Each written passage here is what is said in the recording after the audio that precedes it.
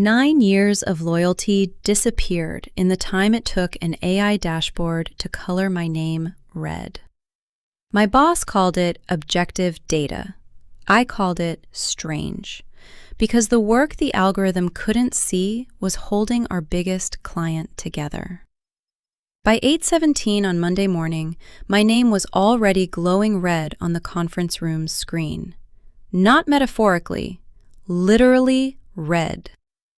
23 employees were arranged in neat horizontal rows on our new AI productivity dashboard, each accompanied by a score, a trend arrow, and a color.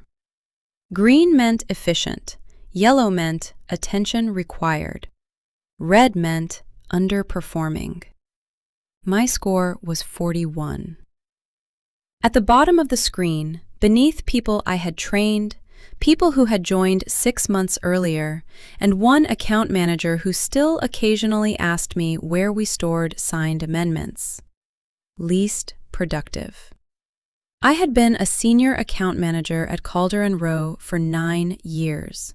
9 years of early trains, late calls, contract renewals, emergency meetings, and client conversations that began with, "This stays between us for now."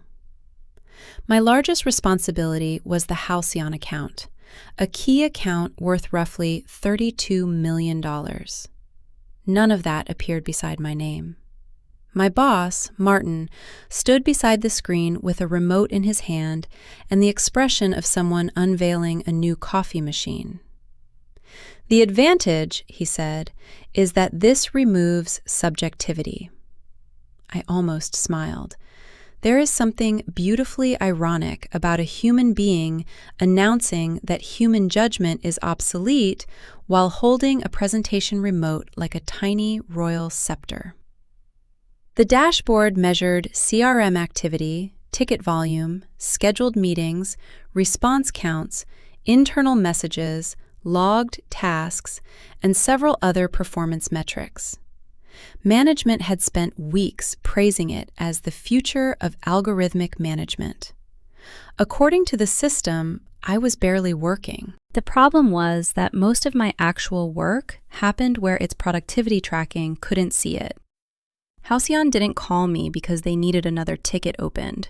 Their executives called when a contract clause suddenly mattered, when 2 departments interpreted an agreement differently, or when a small operational change threatened to become a 6-figure headache. I prevented problems. Prevented problems don't generate impressive ticket volume. A crisis that never happens produces terrible analytics. Martin clicked to the next slide. Some difficult decisions are going to come out of this. That was when I noticed there was a folder on the table in front of him. My name was printed on it. 2 hours later, I was sitting across from Martin and Denise from HR in a glass meeting room we jokingly called the aquarium. Outside, coworkers moved past carrying laptops and coffee, deliberately avoiding eye contact through the transparent walls. Denise folded her hands.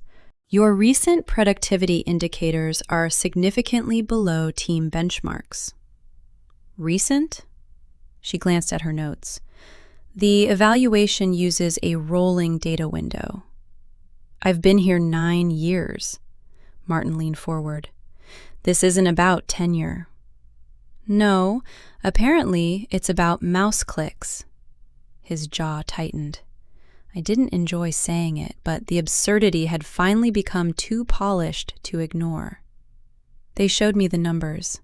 Low CRM activity, below average meeting metrics, low ticket volume, a comparatively low number of documented internal interactions. What the AI productivity score interpreted as inactivity was, in reality, invisible work accumulated over years. I knew which Halcyon executive hated surprise calls. I knew which contract provisions their legal team treated as sacred and which ones had room for interpretation. I knew why a seemingly harmless reporting change from 3 years earlier had nearly derailed a renewal. Some of that knowledge existed in documents. A great deal of it existed in context. And context, unfortunately, had no convenient little green arrow. "Has anyone reviewed my account outcomes?" I asked. Martin exhaled. "The model incorporates multiple data points." That wasn't my question. For the first time, Denise looked uncomfortable. Martin didn't. He turned the termination document toward me. The phrase "performance-based separation" sat near the top. I read it twice. Then I looked through the glass wall toward the account management floor, where I had spent almost a decade of my life. "So this is final?" "Yes." There was no dramatic shouting, no slammed door, no cinematic speech. Wrongful termination crossed my mind, certainly, but anger wasn't going to improve anything in that room. If there was a legitimate issue with the algorithmic evaluation, or with how leadership had used it, I wanted records, not theatrics. So I asked for copies of everything I was permitted to receive: my performance history, the written basis for termination, the relevant scoring information. Denise's eyebrows lifted slightly. Martin's did not. That tiny difference told me more than either of them intended. By noon, my access was disabled. A security employee accompanied me to my desk, apologizing so often that I eventually told him he didn't need to. I packed 9 years into a cardboard box: 2 notebooks, a framed photo, an old service award, a ceramic mug, and a tiny metal airplane a Halcyon executive had given me after we completed a brutal contract renewal. People watched without watching. Near the elevator, I passed Evan, 27, smart, ambitious, inexperienced, and very green on the dashboard.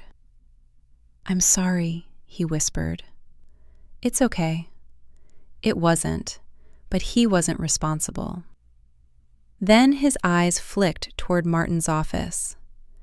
"They're giving me Halcyon." For 1 second, the office noise seemed to recede. Not because Evan was incapable, because he didn't know what he didn't know. Halcyon's contract wasn't simply a file. It was years of exceptions, relationships, old compromises, unwritten sensitivities, and institutional knowledge built layer by layer. Replacing me wasn't like changing the driver of a car. It was like changing the pilot halfway through a storm because the new pilot had logged more button presses. Still, I said only, "Read the amendment history before you change anything." Evan nodded. The elevator arrived. As the doors closed, I saw Martin through the glass wall, already speaking to someone and pointing toward the AI dashboard. My red row was still visible. That evening, I put the cardboard box on my kitchen table and opened the documents HR had given me. I expected to feel furious. Instead, I felt curious. Because after 9 years of service, I knew something the dashboard didn't. Numbers can tell a convincing story while leaving out the one fact that changes what the story means. And somewhere inside those neat performance metrics was the reason my value had become invisible. I just needed to find it. If you think a score can measure a person, wait until you see what it failed to measure. Tuesday morning felt unnaturally quiet. For 9 years, my day had started before breakfast with Halcyon emails, calendar changes, and the occasional message marked urgent that turned out to mean, "Can we move Thursday's call to Wednesday?" Now my phone sat motionless beside my coffee.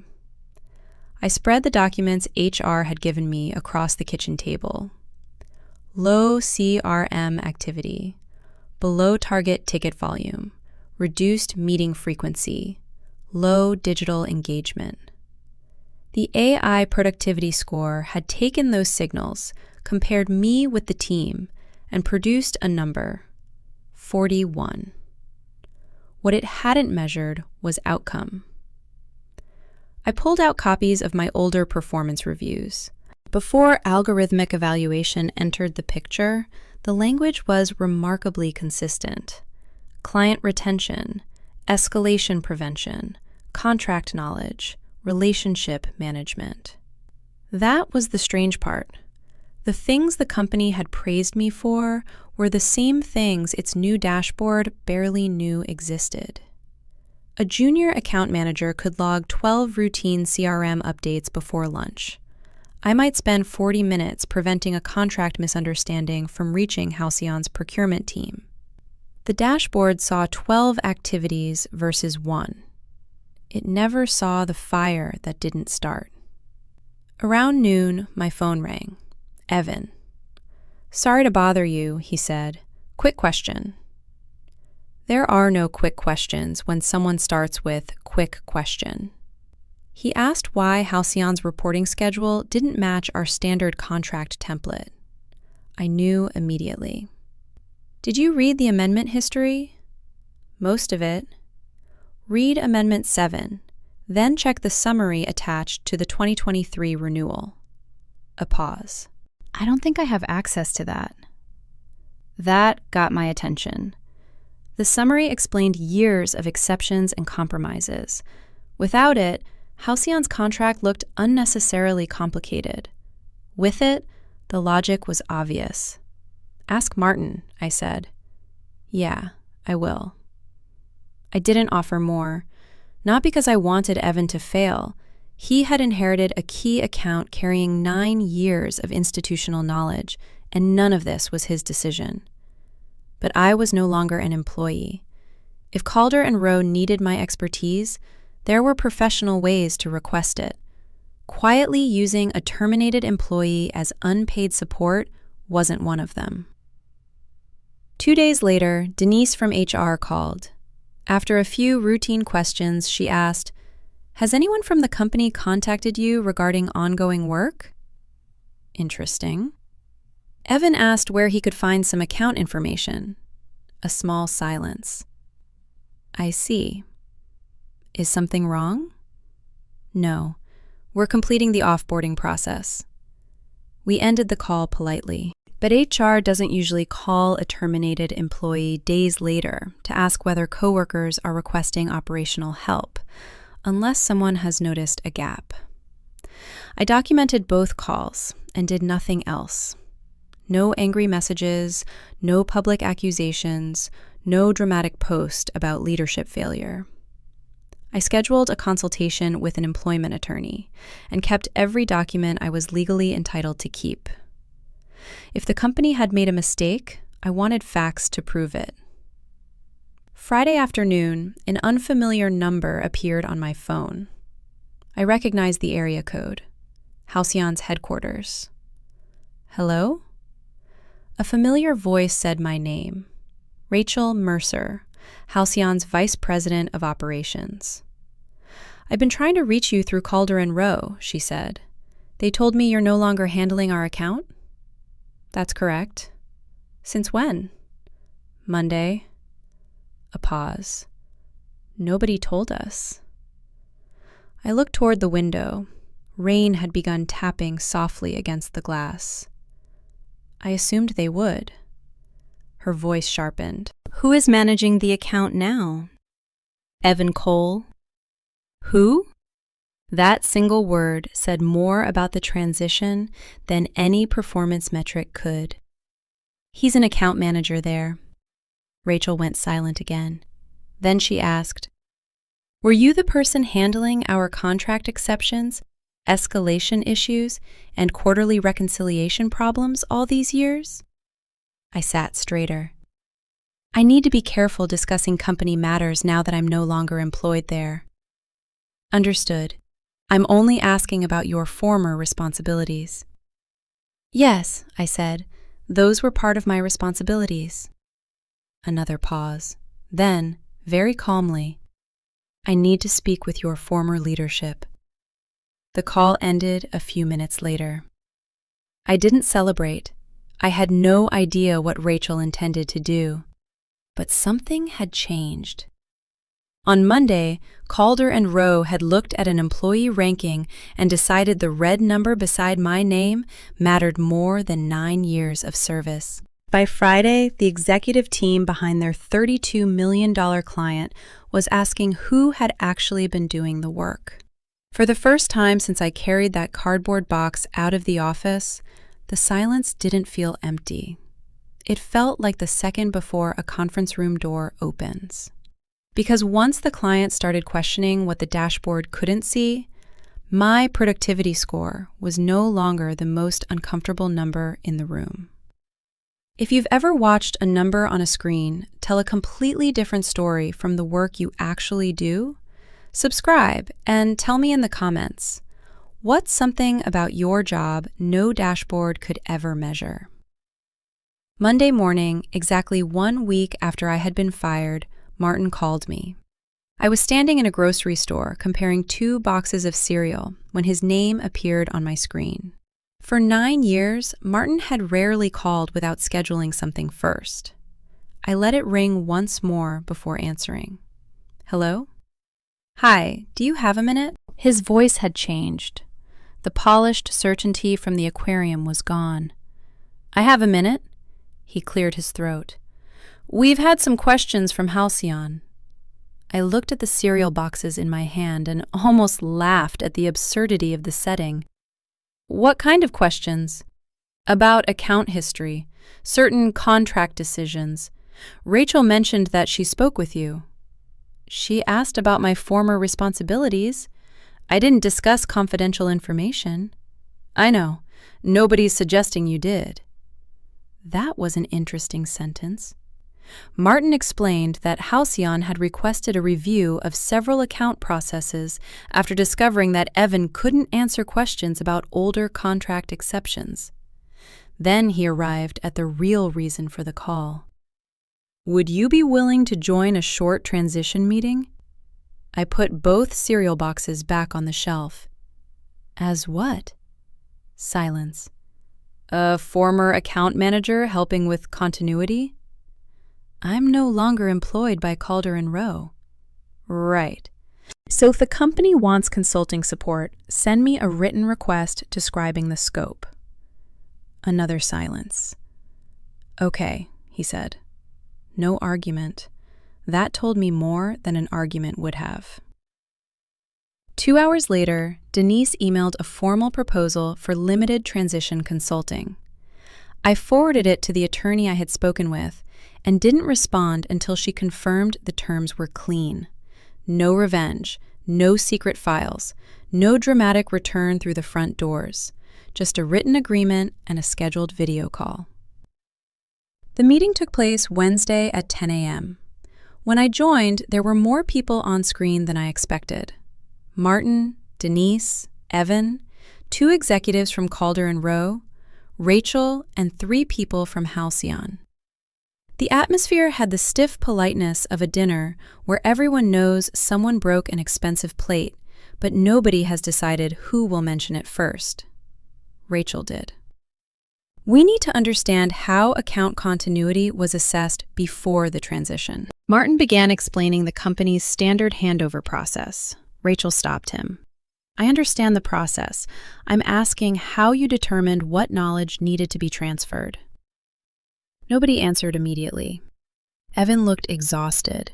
I felt sorry for him. He had been handed a $32 million client and told the map was complete. Now everyone was discovering that several roads had never been drawn. Rachel shared a document containing 11 open questions. I recognized every one. One concerned a pricing exception negotiated 4 years earlier. Another involved quarterly reconciliation. 3 were connected to commitments that made perfect sense only when read alongside older amendments. These weren't documented? One Calder and Rowe executive asked. They were, I said, but not always in the same system. The executive frowned. I explained carefully. Contract language lived in the contract repository. Client conversations were summarized in account notes. Certain operational decisions appeared in renewal records. Some relationship context existed in CRM entries. But much of my job had been connecting those pieces before they became problems. That was the hidden employee value the productivity metrics had missed. The information existed. The judgment required to connect it was harder to quantify. Rachel leaned toward her camera. So, when we called with an issue, you were often reviewing several sources before responding? Yes. And that work wouldn't necessarily create multiple tickets? Usually the goal was to avoid creating one. For the first time, one of Calder and Rowe's executives looked directly at Martin, not angrily, confused. Sometimes executive confusion is more dangerous than anger. Then why was ticket volume being used as a major performance indicator for this role? Martin shifted in his chair. It was one of multiple inputs. Into the AI productivity score? Yes. The executive looked down at something off-screen.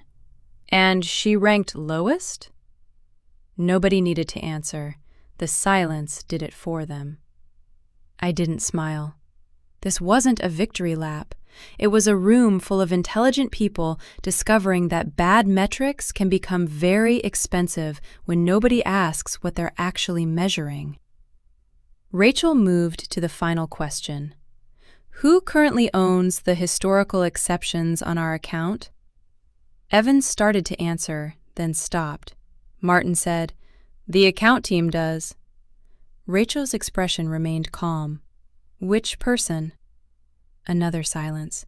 This one lasted longer. By the end of the meeting, we had resolved 7 of the 11 questions.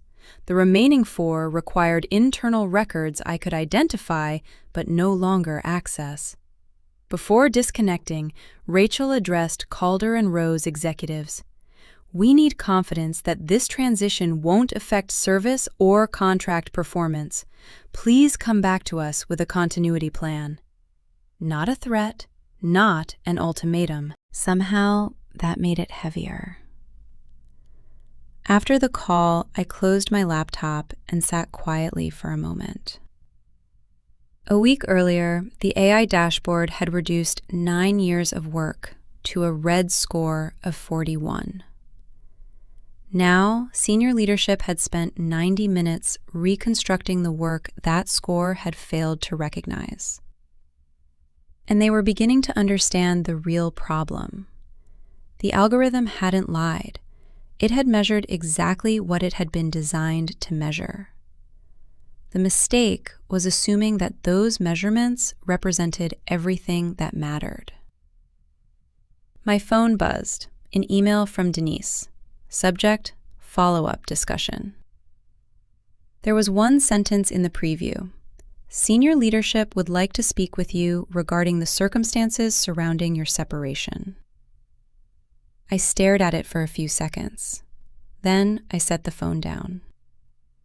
For the first time, they weren't asking me to explain Halcyon's account.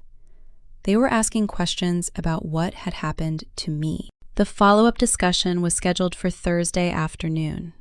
This time, there was no Halcyon representative on the call. Just me, Denise from HR, Calder and Rowe's general counsel, and a senior executive named Thomas Avery, whom I had seen perhaps 6 times in 9 years. Thomas opened without small talk. We've reviewed the process that led to your termination. I waited. We have concerns. A week earlier, my low performance score had apparently been clear enough to end my career at the company. Now, the same decision required lawyers, executives, and carefully chosen nouns.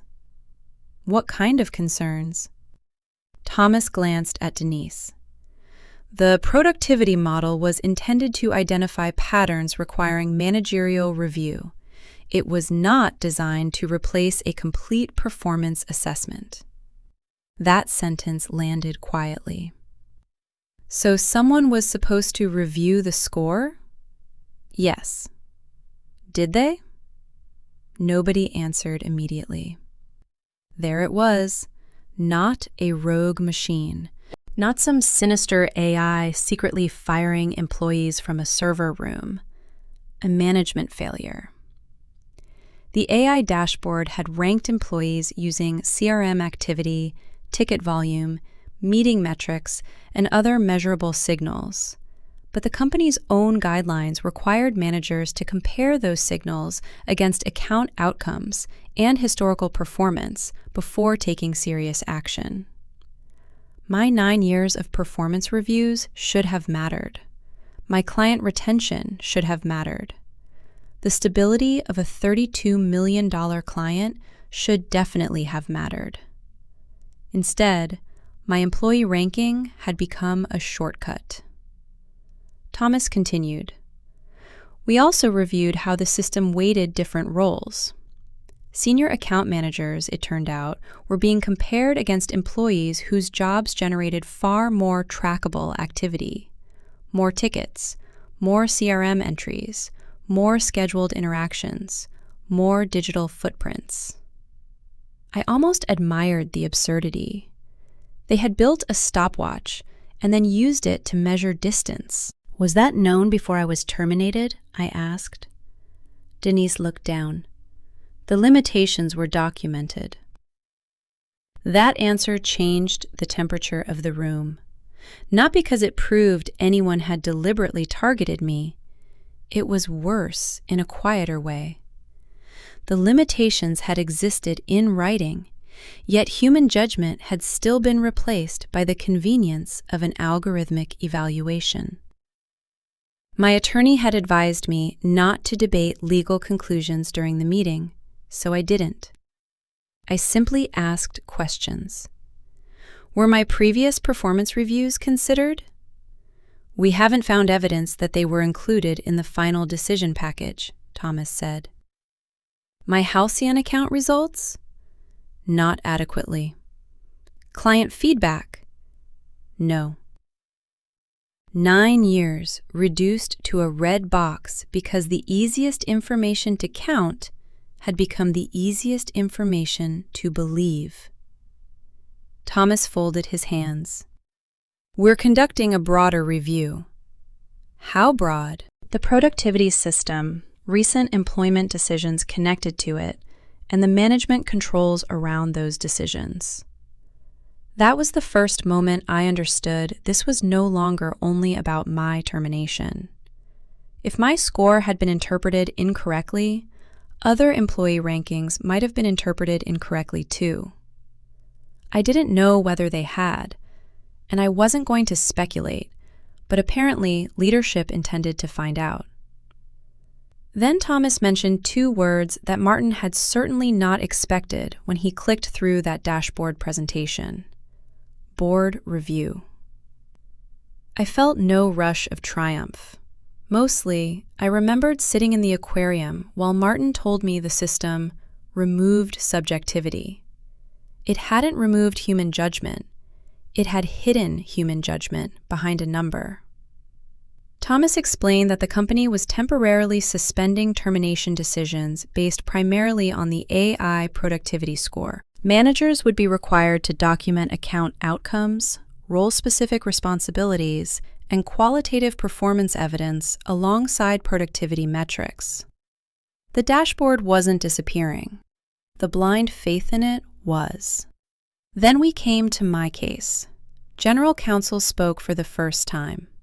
We would like to discuss resolving your separation. The wording was deliberate. So was mine. I'll review any proposal through my attorney. Of course. Nobody asked me to return to my old desk. Nobody pretended the previous week hadn't happened. And I appreciated that, because apologies become meaningless when they're used as erasers. Before the call ended, Thomas said something unexpected. Halcyon has formally requested that any future account structure include continuity protections for institutional knowledge. I smiled slightly, not because they had demanded my return. they hadn't. They had demanded that Calder and Rowe stop treating experience like something that could be transferred by changing a name in the CRM. After the meeting, I walked outside. The late afternoon air was cool, and for once, my phone wasn't vibrating with emergencies. For 9 years, I had thought being indispensable meant always being available. Now I understood something different. Real professional value isn't being the person who heroically fixes every disaster. Sometimes it's knowing enough to prevent the disaster so quietly that nobody realizes how close it came. That kind of work doesn't always make a beautiful dashboard, but eventually, reality sends its own report. That evening, my attorney called. "I've received their proposed resolution." I stopped walking. "And?" "It's substantial," she said, "but there's something else you should see before you decide." I looked back toward the city lights beginning to appear between the buildings. For the first time, the question wasn't whether Calder and Rowe understood what had gone wrong. They did. The question was what accountability would look like now that understanding it was no longer optional. The something else arrived in my attorney's email the next morning. It wasn't a dramatic confession or some secret document proving a conspiracy. It was better than that. It was a timeline. Calder and Rowe's internal review had reconstructed the weeks before my termination. When the AI productivity score was generated, who received it, what guidance accompanied it, and which steps were supposed to happen before an employee could be dismissed. Several of those steps had been skipped. My performance history had not been meaningfully reviewed. Halcyon's account results had not been compared with my employee ranking. Nobody had contacted the client for feedback. And the documented limitations of the AI dashboard had never appeared in my termination meeting. The system had produced a score. Management had turned it into a verdict. My attorney walked me through the proposed resolution. The company would revise the stated reason for my departure, provide a neutral to positive employment reference, compensate me under a confidential settlement, and confirm in writing that the productivity ranking would not be represented as a definitive measure of my performance. There were other legal details, but one sentence mattered most to me. My 9 years of service would not end in the official record with the words "low performer" attached to them. I sat quietly after the call. Strangely, I didn't feel victorious. I felt lighter.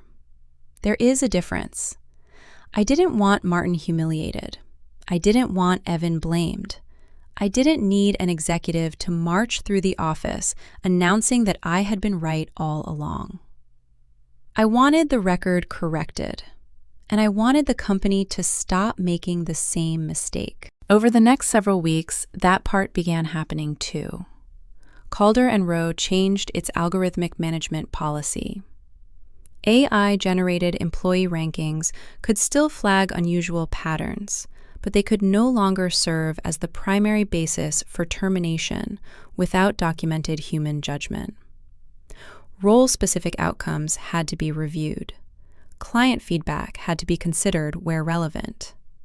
Managers had to explain major contradictions between performance metrics and actual business results. The AI dashboard remained. It just lost its authority to pretend it understood everything. Halcyon stayed with Calder and Rowe. That surprised some people when they heard the story later. But Rachel had never been looking for revenge either.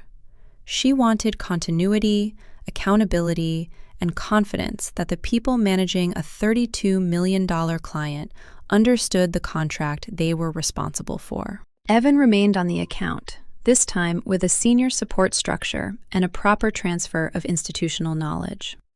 He sent me one message several weeks later. "I understand Amendment 7 now. You weren't kidding." I laughed when I read it. Then I replied, "Told you." That was enough. As for Martin, I never learned every detail of what happened internally, and I didn't ask. I knew the board review had examined the decisions surrounding the dashboard, and that leadership responsibilities had been changed. Anything beyond that belonged to Calder and Rowe. My part of the story was already moving somewhere else. 1 month after the settlement was finalized, Rachel called again. Not from Halcyon Procurement, not about Calder and Rowe. She told me another company in their network was looking for someone to oversee strategic client relationships, someone who understood complicated contracts, long-term customer trust, and the difference between visible activity and actual value. They asked me if I knew anyone, she said. "And you thought of the least productive employee in the building?" Rachel laughed. It was the first time either of us had said it out loud. "Yes," she said. Exactly her. The new role wasn't some magical promotion with a ridiculous title and a corner office waiting under a spotlight.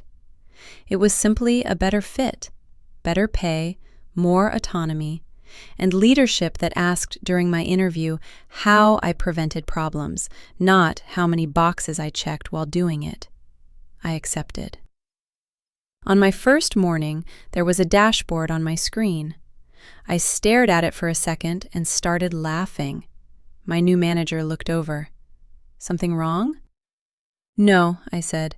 "We just have history." The dashboard tracked deadlines, client health, risk indicators, and account activity. Useful information. But beside it, my manager kept something much less sophisticated. Regular conversations with the people doing the work. That was the lesson Calder and Rowe had learned the expensive way.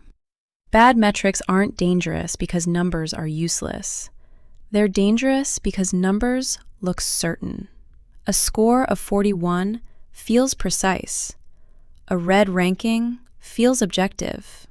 An algorithm can measure CRM activity, ticket volume, meeting metrics, response times, and 1,000 other digital footprints. What it cannot automatically understand is why a client trusts one person enough to call before a problem becomes an escalation. It cannot see lost institutional knowledge until someone needs it. It cannot count every disaster that never happened. And it certainly cannot replace human judgment just because its answer arrives in a cleaner font. I never went back to Calder and Rowe. I never needed to. My career didn't require revenge to be redeemed. The client asked the question the dashboard never had. Who had actually been doing the work? Once everyone was forced to answer honestly, the red number beside my name became exactly what it should have been from the beginning. One data point, not a verdict. And that was enough.